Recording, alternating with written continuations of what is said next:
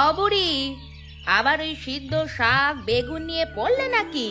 আমাদের এদিকের পুরো গলিটাই যেন হাসপাতালের গন্ধে ভরে গেছে তোমার জ্বালায়। ভাত তো ঘরে হবে সুনন্দা তোমার, না হয় নিয়ে যাও একটু শাক, ভাত দিয়ে মেখে খেও। না বাপু, থাক, তোমার নিরামিষ খাবার। আমার বাড়িতে আজ মাছ হচ্ছে, তোমার রান্নায় তো কোনো গন্ধই নেই, স্বাদ কিভাবে থাকবে?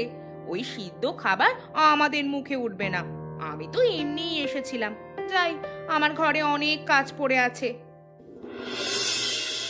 দেখো তো আমি কি এনেছি। ও মা, এত বড় আম কোথায় পেলি বাছা? বাজার থেকে বাবা কিনে এনেছিল, আমি তোমার জন্য দুটো লুকিয়ে রেখেছিলাম, এনেছি। এই এত দিস না আমাকে, রোজ রোজ এত দিস না তুই, তোর মা দেখলে খুব রাগ করবে রে। মা কি আর জানবে নাকি? আমি তো তোমার নাতনি।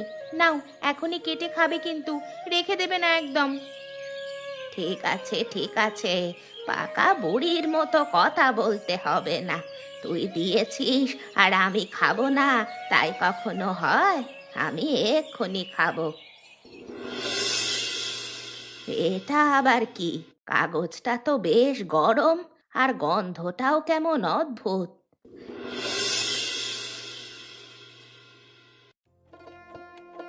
হ্যাঁ, এ কি? এ তো অসাধারণ খাবার, এখানে কেন ফেলে গেছে? আহ, কি স্বাদ! বাপরে! দিদা, তুমি? না রে মা, আমি শুধু একটু মানে দেখছিলাম। ওটা তো আমি ইচ্ছে করেই রেখে এসেছিলাম, বাড়িতে সবাই খেলো, বাকিটা ফেলে দেওয়ার কথা।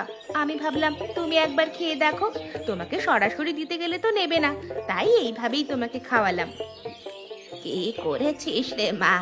এ কি জাদুকরি খাবার নাকি রে? হে জীবনে এমন স্বাদ কোনোদিন জিভে যাবে তা তো কল্পনাও করতে পারিনি।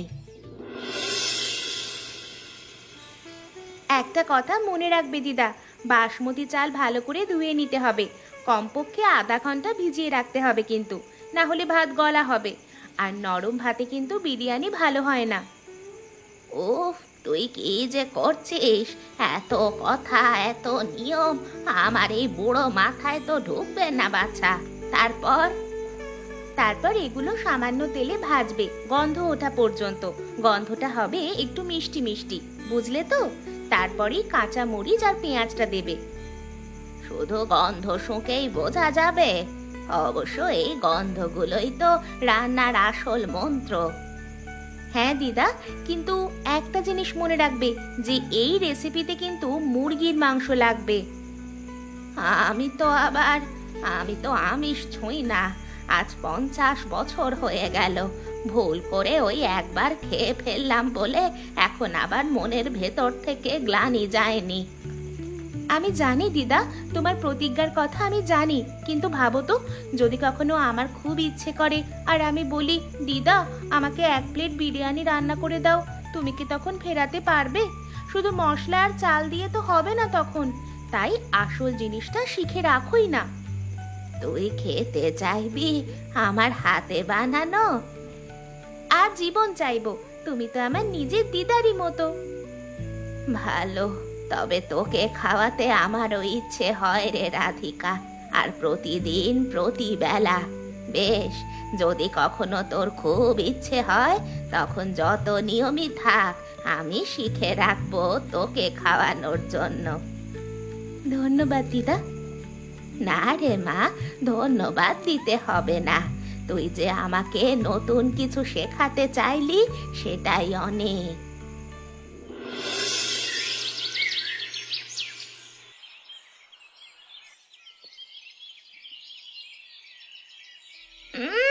এ কি গন্ধ! কাছাকাছি কোথাও যেন মাংস মশলার ঘ্রাণ বেরোচ্ছে। এলাচ দারচিনি দিয়ে তেল গরম ভাত ভাজা হচ্ছে নাকি? যাই হোক, যেমন ভাবে লেখা আছে করে যাই। ব্যাপারটা কি?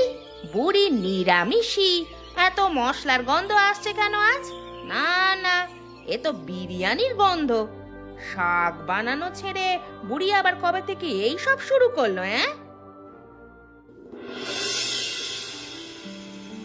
কি হয়েছে? এত ব্যস্ত কেন? শুনেছ পাশের বাড়ির ওই বুড়ির ব্যাপার স্যাপার? কি ব্যাপার রুক্মিণী? হ্যাঁ, তুমি আর শুনবে কেন? নিজের কাজ ছাড়া তোমার আর অন্যদিকে তাকানোর সময় আছে নাকি?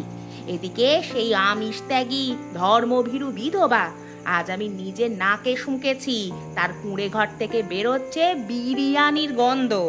গাঁটটা গোট্টা মাংস মশলার ঘ্রাণে চারিদিক তোল পার করে দিয়েছে ওই শাক খেকো বুড়ি। পাগল হয়েছ? সে তো 50 বছর ধরে পেঁয়াজ রসুনও ছোঁয় না। শোনো, আমি পাগল হয়ে যাইনি, গন্ধ আমার নাকে এখনো লেগে আছে। আর শুধু গন্ধই নয়, ওর সঙ্গে আমার রাধিকাও এখন বেশি করে ওর ঘরে যায়। বুড়ি তাকে কি শেখাচ্ছে কে জানে। তুমি নিশ্চিত? শতকরা 100 ভাগ নিশ্চিত। ভাবো তো, যদি সত্যি হয় আমাদের গ্রামে একজন বিধবা কিনা আমিষ রান্না করছে, আমাদের ছেলেপুলের কি ক্ষতি হবে ভেবে দেখো একবার। সমাজে মুখ দেখাবো কি করে? কালকে সকালে বটগাছ তলায় গিয়ে বকুল দাদু আর পঞ্চায়েতের অন্যদের সঙ্গে কথা বলবো, ব্যাপারটা দেখা দরকার। যাই হোক, বাঁচা গেল। এবারে এসো, রাতের খাবার খেয়ে নাও। আজকে আপনাদের ডেকেছে একটি গুরুত্বপূর্ণ দুঃখজনক ব্যাপার জানাতে। আমাদের গ্রামের শান্তি, আমাদের রীতিনীতি সব ধ্বংস হতে চলেছে। কি কথা রামলাল, এত সকালে সকাল? কথা হলো, আমাদেরই একজন যিনি সারা জীবন সংযমের প্রতীক হয়েছিলেন, তিনি আজকে সেই সংযম ভেঙে ফেলেছেন বলে সন্দেহ হচ্ছে আমাদের। কে?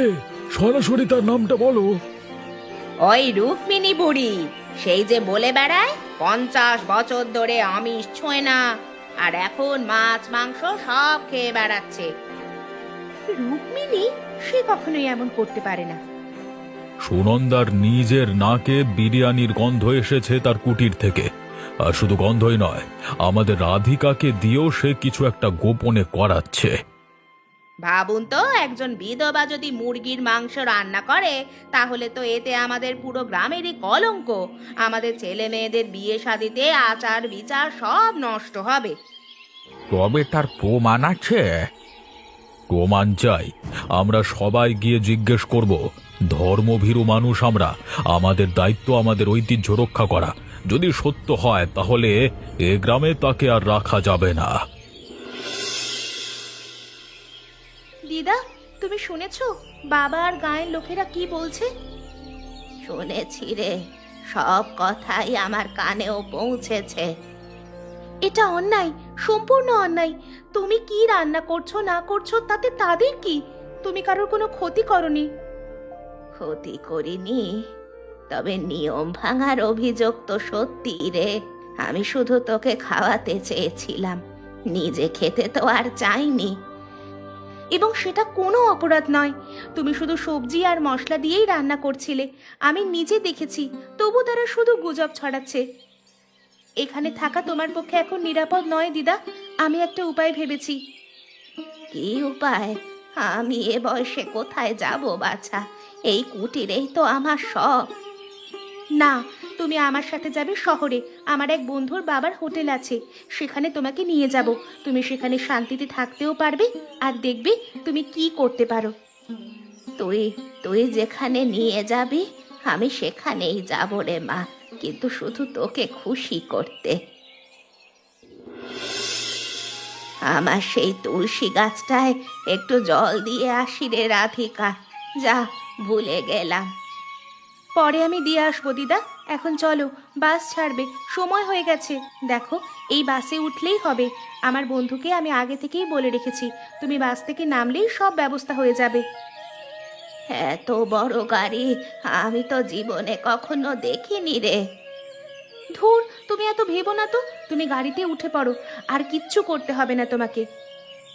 এত বছর চুলোয় পাক করলাম, আর আজ চুলো ছেড়ে চললাম দূরে।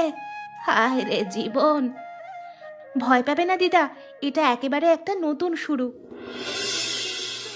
শ্যামদা, কালকে সেই বড় অর্ডারটা নিয়ে চিন্তা হচ্ছে। আমাদের রাঁধুনি বলেছে এই একা তার পক্ষেই এত বিরিয়ানি একেবারে করা সম্ভব না, সহায়ক একটা চাই। হ্যাঁ, সেটাই তো সমস্যা। ভালো হাতের লোক না পেলে আবার বিরিয়ানির মান যাবে। এদিকে সময়ও কম, কি যে করব ভেবে পাচ্ছি না রে বাবা। শ্যাম আঙ্কেল, ও আরে রাধিকা, আরে এসো এসো এসো। আর সঙ্গে এটাকে? এই হলেন আমার রুক্মিণী দিদা। আমরা তোমার সাহায্য চাই কাকু। সাহায্য? কিসের সাহায্য? হ্যাঁ, মানে দিদা অসাধারণ রান্না জানেন, বিশেষ করে বিরিয়ানি।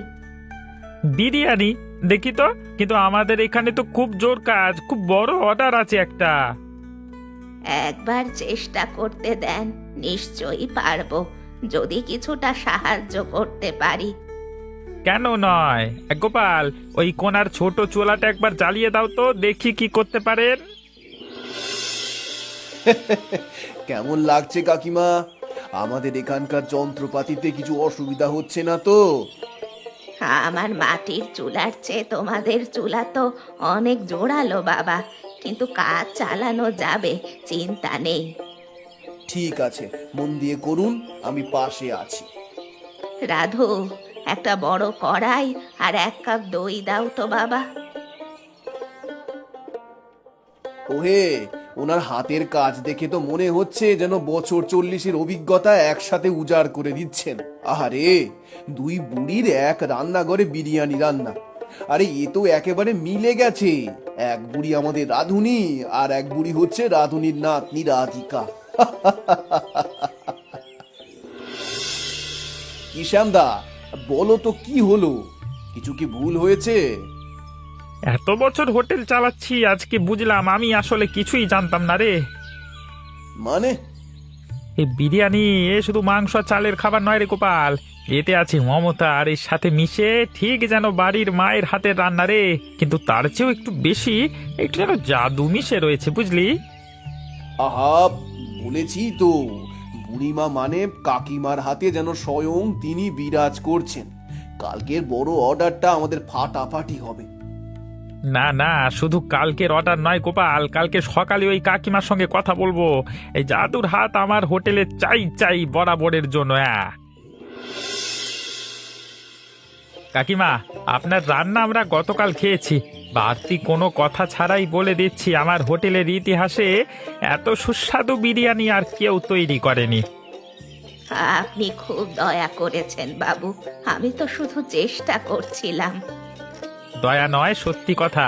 আমি আপনাকে একটি প্রস্তাব দিতে চাই। আমাদের এখানে রান্নাঘরে যোগ দিন। আপনি শুধু বিরিয়ানি রান্না করবেন, বাকি কোনো চাপ নেই। আপনার মতো হাতের জাদু আমাদের দরকার। আমি এখানে চাকরি? না না, আমি একজন বৃদ্ধা গ্রাম্য নারী হয়ে আমি কি আর পারবো? আপনার বয়স বা গ্রামের ব্যাপার এখানে বিবেচ্য নয় কাকিমা, বিবেচ্য শুধু আপনার হাতের দক্ষতা। আমরা বেতনও দেব ভালো। আপনি এখানে থাকবেন, খাবেন আর শান্তিতে রান্না করবেন। যদি আমি রাজি হই, আমার একটি শর্ত আছে। বলুন। আমি যেটা রান্না করব তা কোনো প্রাণী হত্যা করে করা যাবে না, মাংস বাইরে থেকে আনতে হবে। আমি তরকারি কাটবো, মশলা দেব, কিন্তু প্রাণীর গায়ে হাত দেব না। এটা আমার পুরনো প্রতিজ্ঞা। সেটাই তো আপনার রান্নার রহস্য কাকিমা, ওই মমতা, ওই সম্মান। ঠিক আছে, আপনার শর্ত মেনে নিলাম, তাহলে চুক্তি হয়ে গেল।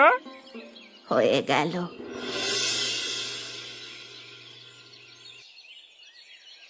এই মাসের টাকা কাকিমা, শ্যামদা বললেন আগের চেয়ে 1000 বেশি দিতে, তাই দিয়েছি।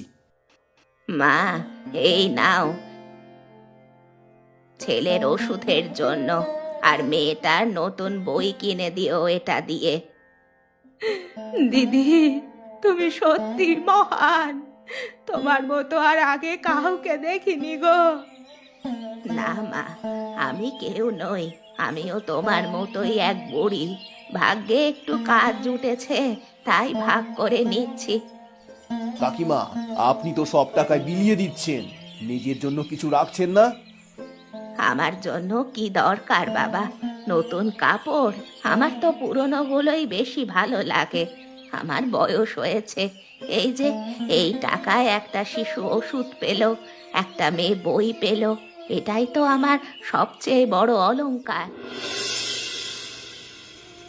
ডাক্তারবাবু বললেন জ্বর কিছুতেই নামছে না, কিছু খেতে পারছে না, শুধু জল চাইছে আমার ছেলে। কি করব গো? শহরের বড় ডাক্তারের কাছে কালকে নিয়ে যাব। আর টাকা, সেই বড় ডাক্তারের ফি দেবে কি দিয়ে? আর ওষুধ, ওসব জোগাড় হবে কোথা থেকে? যদি আমরা ওই সময় ওই বুড়ি মানে ওই রুক্মিণী কাকিমার থেকে যদি কিছু সাহায্য চাইতাম।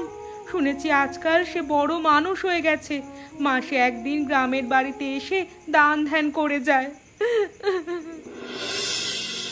দিদা, আপনি নিশ্চিত আপনি নিজেই দিতে চান? হ্যাঁ রে মা, আমিই দেব, কিন্তু তুই পাশে থাকিস আমার শুধু।